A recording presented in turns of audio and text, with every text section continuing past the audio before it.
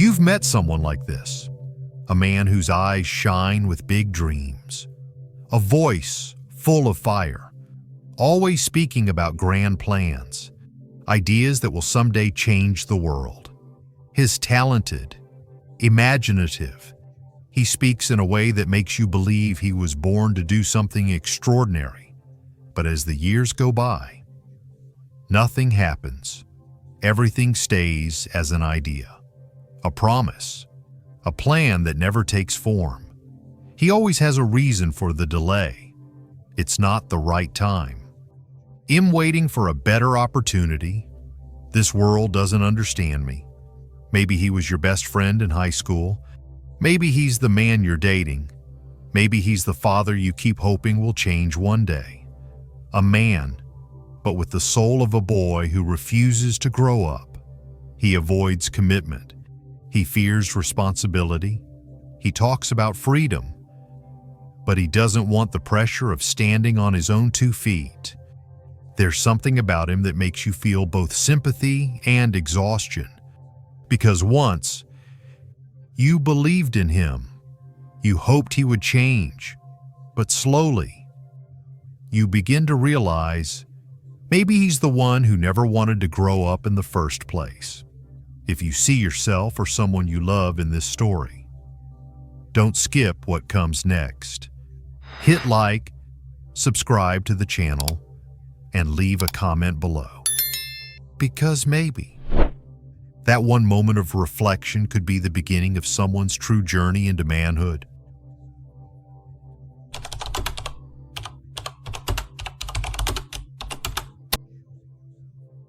Carl Jung's analytical psychology doesn't just help us understand ourselves. It reveals unconscious patterns that have shaped human behavior for centuries. One of the deepest and most mysterious archetypes is the Puer Aeternus, the eternal boy. This boy doesn't live in a child's body. He lives in the soul of grown men who have never truly grown up. The Puer Aeternus carries the image of endless youth, creative, free-spirited, passionate, always reaching for something grand. He is full of potential. He can paint entire worlds with his imagination. He can captivate others with his passion and words that feel like poetry. But the boy stays forever in the preparation phase. He never steps into the real journey. He's always almost starting, but never finishing. Always getting ready, but never setting sail. Why? Because the Puer Aeternus is afraid. Afraid of failure, afraid of pain, afraid of letting go of the perfect world he built in his mind. He loves freedom so much that he hates anything with clear shape or form, because form means commitment. Whenever a relationship asks for seriousness, he pulls away. Whenever a job demands consistency, he feels suffocated. He doesn't fight reality. He quietly vanishes from it. And so, he lives in a state of being in the clouds, hovering between dreams and reality, nowhere, belonging to nothing, not truly living. Carl Jung called this the state of being suspended between heaven and earth. A soul that wants to fly high but never plants roots in the ground where real life actually happens. The Puer is not a bad person. He is often very intelligent, deeply emotional, and powerfully intuitive. But that deep connection with his inner world makes him believe it's enough, that emotions, ideas, and passion alone can create magic. But the real world doesn't work like that. Reality demands action. It demands perseverance. It demands walking forward, day by day. And the Puer never stays long enough to harvest anything real.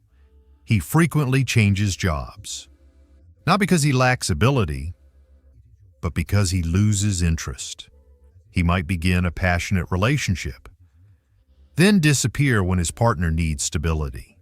He can speak at length about spirituality, freedom, and inspiration. but he can't manage to pay a bill on time. And while it might seem like he's living an extraordinary life, he has never truly lived, because living isn't dreaming about the future. It's showing up in the present and committing to it.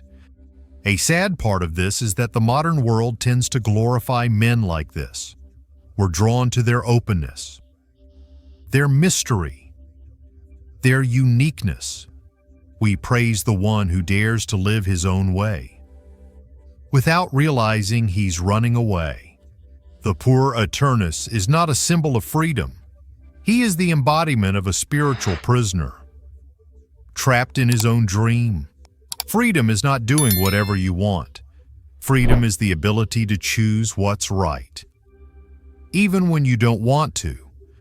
Behind the shining light of the Puer is a quiet shadow, isolation, exhaustion, a kind of emptiness no one else sees. And the most painful part is this: the ones left behind, friends, lovers, family, are the ones who suffer most from this endless cycle.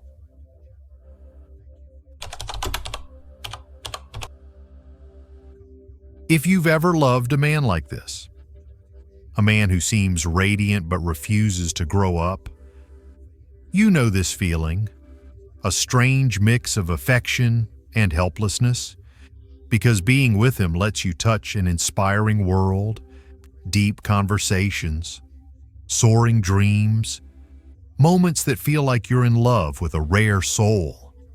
But as time goes on, you begin to feel lonely inside the very relationship itself, because he keeps escaping reality through reasons, through philosophy, or simply by disappearing. You give advice. He listens, but never acts. You offer patience, and in return, you get endless delays. You try to pull him into the real world, but he stays lost somewhere in his dreams. You start to wonder, am I asking for too much? Am I not understanding enough, or am I the one who's wrong? This is part of the trap that the Puer Aeternus unconsciously creates. He makes you feel guilty for wanting him to grow up. The truth is, he's the one who keeps others bound by his own lack of maturity. At work, he lets his teammates down by breaking promises. In love, he makes the person he loves feel abandoned, even while saying all the right words. In the family, he disappoints his parents who see a smart son wasting his potential. But instead of facing the consequences, he retreats and blames society, blames the mediocrity of the world, blames the people who love him for not understanding his true self. The truth is, he doesn't see that he's destroying the most precious things: authentic relationships, real opportunities, and the final bits of patience that people still have for him. The Puer Aeternus lives in a loop: excitement, challenge, feeling trapped, giving up, blaming, starting over, an endless chain of almosts. Almost loved deeply, almost succeeded, almost changed, but never truly crossed into maturity. And the one stuck in this spiral is you. You are exhausted. You feel like you're the one trying for both of you. You feel that if you stop, everything will fall apart. This is the scariest part. The Puer Aeternus doesn't realize he's hurting other people, and because he doesn't see it, he feels no need to change. Jung once said, "We do not become enlightened by imagining figures of light, but by making the darkness conscious." And this is the Puer's darkness, his lack of awareness about the damage he causes. In the next part, we'll dive deeper into that shadow, the destructive side of the eternal boy, when harmless behaviors slowly turn into actions that erode love, career, and even his own identity. If you've ever felt tired from constantly trying to save someone, keep watching, hit like, subscribe to the channel, and share your thoughts below. Have you ever felt like you were carrying the entire relationship?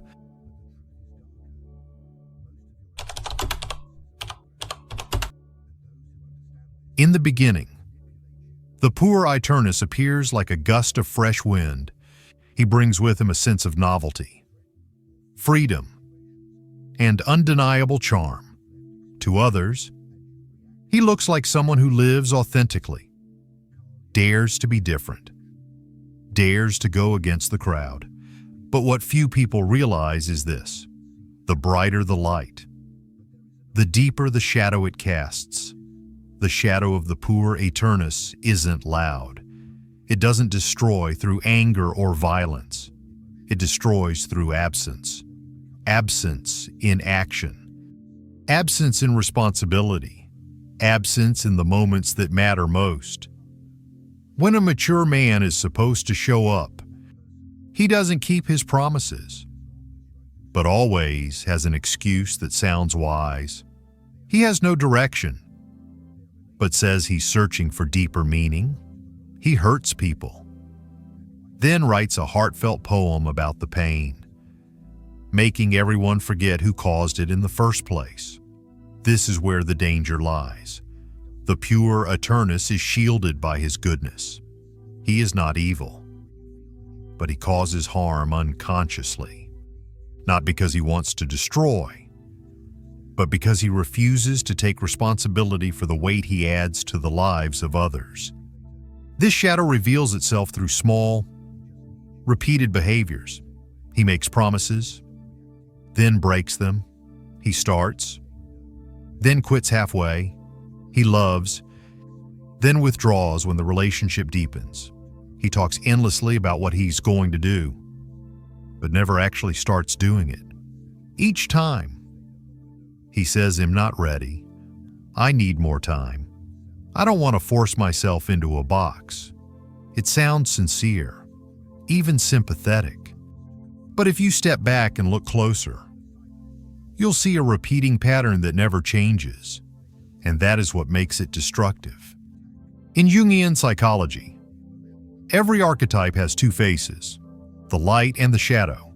If the bright side of the Puer is passion, creativity, and inspiration, the dark side is a lack of commitment, confusion, and escape from real life. The Puer Aeternus does not fight limitations. He doesn't know how to live with them. He wants love, but not attachment. He wants success, but not discipline. He wants to be understood, but not questioned. He wants absolute freedom, something that doesn't exist outside of fantasy, and that's when the shadow takes over. Worse yet, the Puer tends to blame everything outside himself. If he fails, it's society's fault. If he hasn't achieved anything, it's because the world doesn't understand his inner potential. If someone leaves him, it's because they weren't deep enough to love him fully. He never asks, "Have I really shown up? Have I taken any real action toward what I say I want?" Carl Jung once said, "He who looks outside dreams. He who looks inside awakens." And it's true. If the Puer doesn't wake up, doesn't face his shadow, he will continue repeating the same tragedy. Lonely, frustrated, and wondering why life never works out. In the next part, we'll go deeper into the psychological root, the connection between the Puer Aeternus and the symbolic mother figure, where all delays in maturity begin to take shape. If you've ever loved or been a man like this, don't miss what's coming next. Hit like, subscribe to the channel, and share below.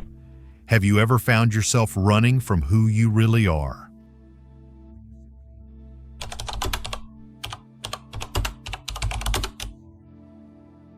No eternal boy appears out of nowhere. Behind every man who refuses to grow up, there is often a quiet figure in the background, the symbolic mother. In Carl Jung's analytical psychology, the archetype of the mother is not just the biological mom.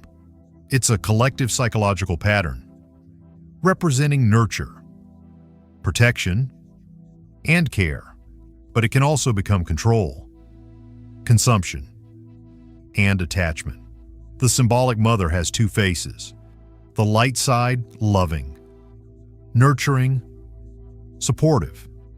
The shadow side, suffocating, holding back, preventing the child from leaving the nest to grow up.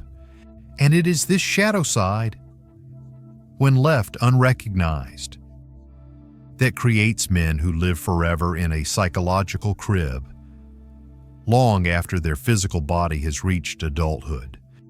The symbolic mother can be anyone, a real mother who overprotects her son, never letting him make mistakes or decide for himself, a wife or girlfriend who carries all the emotional labor in the relationship, a grandmother, a sister, a friend who always steps in to fix things every time he stumbles. Their love is real, their intentions are good, but over time, this nurturing bond turns into dependence.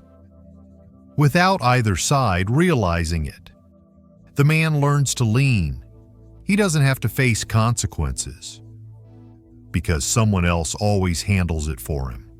He doesn't need to grow up because someone else carries that growth on his behalf. Eventually, he becomes comfortable in the role of a child, being loved without ever having to grow, and the mother figure. She may not even know she's enabling this stagnation. She thinks helping, but deep inside, there might be a fear of losing connection, a fear that he'll leave if he no longer needs her. This is an unconscious but persistent loop. The mother needs to feel needed. The child needs to feel protected. Both are stuck in an unbalanced relationship that looks like love, but is actually a spiritual prison. When he enters a romantic relationship, the man brings this dynamic with him. He's not looking for a partner. He's looking for a second mother, someone gentle, understanding, endlessly forgiving, someone who sacrifices without complaint, someone who never questions him, never puts pressure on him, never asks for commitment, someone who helps him escape the harshness of the outside world. But that's not love. That is a hidden exchange between two psychological roles, the mother and the child. And you know how this ends. When the woman starts to feel tired, when she begins to ask for maturity and responsibility, when she demands that he become a real man, he withdraws, he blames, or he even destroys the relationship to protect his fragile ego, not out of cruelty, but out of fear. Fear of losing comfort, fear of standing alone in front of life. Carl Jung once said, "The greatest tragedy is when the mother refuses to allow the child to be born a second time psychologically." What he meant was this: many grow up physically, but are never truly born in the psychological sense. They never leave the mother's shadow to become an independent being, responsible for their own life. To break this loop, a symbolic and decisive act must take place. The psychological cord between the mother and the child must be cut. That child must be born again, no longer as someone to be cared for, but as a man who carries his own life. This severing is painful. Both sides will tremble, but it's the only thing that can save them both and end a silent tragedy passed down through generations. In the next part, we'll step into the most important chapter, the journey of psychological rebirth, when the boy begins to grow, and the real man is born from the ashes of fantasy. If you're ready for transformation, hit like, subscribe to the channel, and share below. Are you living in the shadow of a symbolic mother?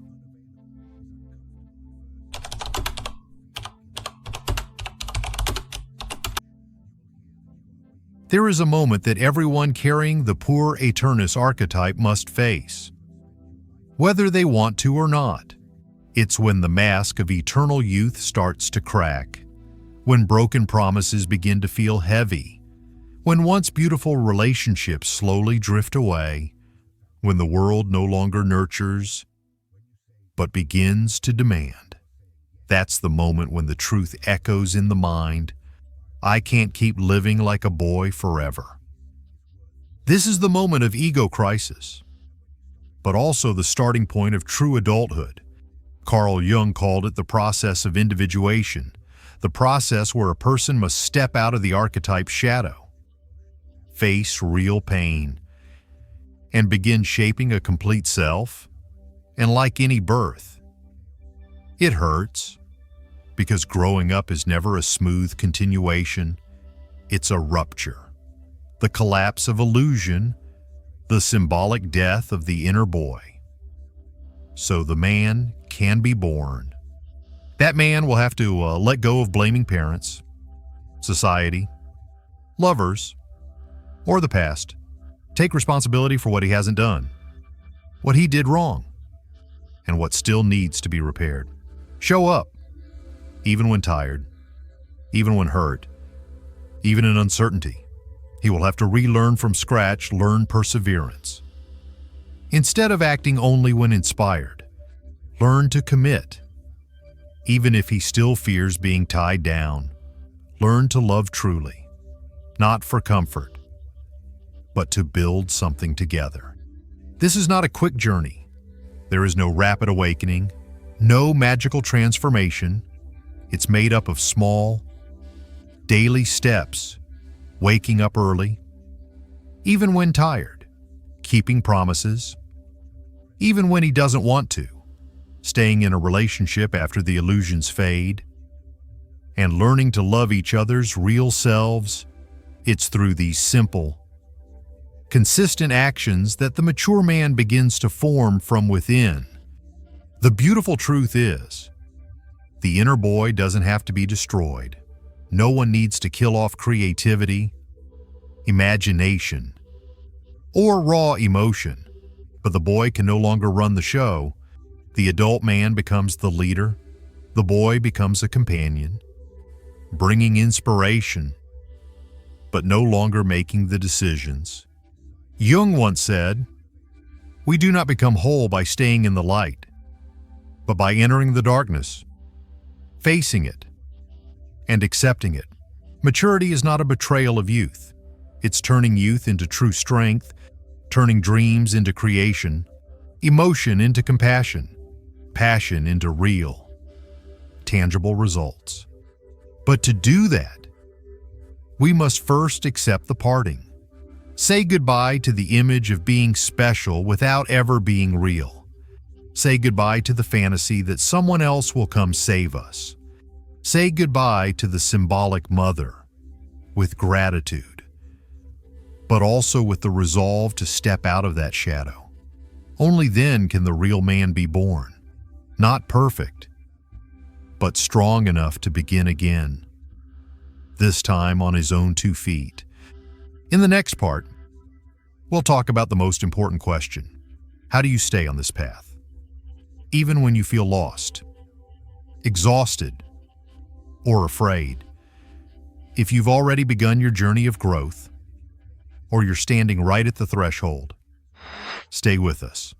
Hit like, subscribe to the channel, and share below. What was the moment you realized you couldn't stay a boy any longer?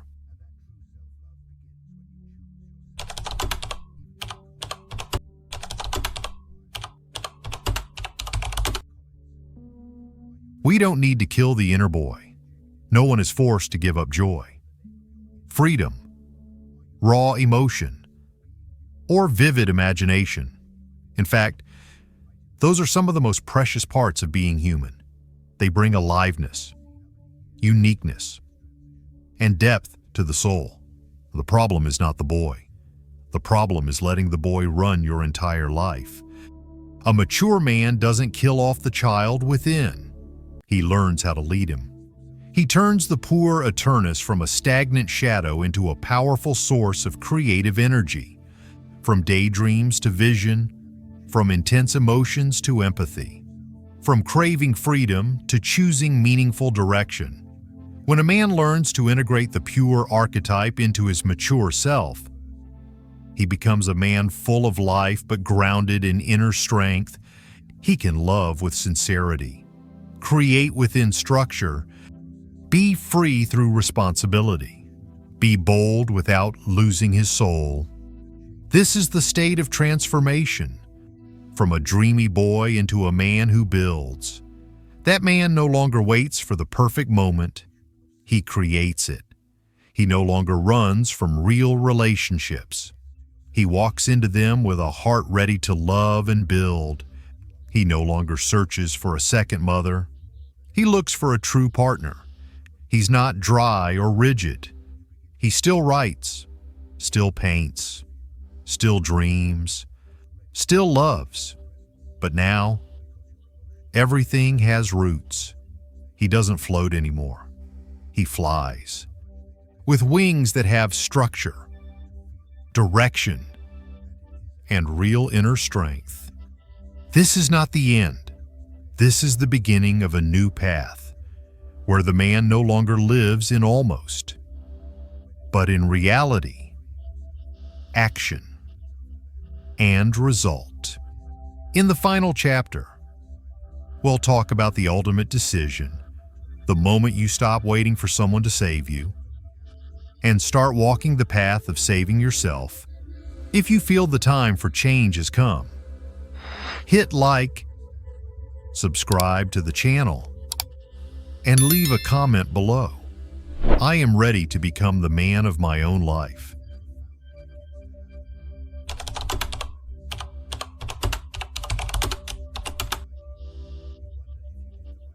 In the end, every journey reaches a turning point, a choice. You can listen to hundreds of lectures, read thousands of pages, watch endless inspiring videos, but unless there is a single defining moment, a moment where you look straight into yourself and say, "It's time," then everything will remain just a fleeting emotion. Carl Jung once wrote, "He who looks outside dreams, but he who looks inside awakes, and the shadow you must face isn't something grand or monstrous. It's simple. It's the delay, the avoidance, the half-lived life you've grown too comfortable with. It's the promises you never kept, the dreams you never started, the relationships that never became whole, the days you lived, but never truly felt alive." Maturity doesn't come from the outside. It doesn't come from age, or job titles, or degrees. It comes from an inner decision, the decision to stop blaming, to stop waiting, to stop hiding, and to start living with courage, commitment, and presence. That's when you realize no one is coming to save you. There is no perfect moment. There are no shortcuts. There's only you, the one person who can choose to step out of your comfort zone and walk the path that actually matters. Adulthood is liberation, not because you become what society expects, but because you become yourself, the version of you that can carry your own life without running from it. That's the deepest kind of freedom. Inner freedom, the freedom to love without dependency, the freedom to live with direction, depth, and meaning. If you've made it this far, you might be standing right at that threshold, the threshold where prolonged boyhood must be let go with gratitude, and adulthood must be embraced with a brave heart. No one said it's easy, but no one who has ever truly lived has done so without walking through the pain of becoming their real self. And if you're ready, Share this with someone still stuck in the same loop.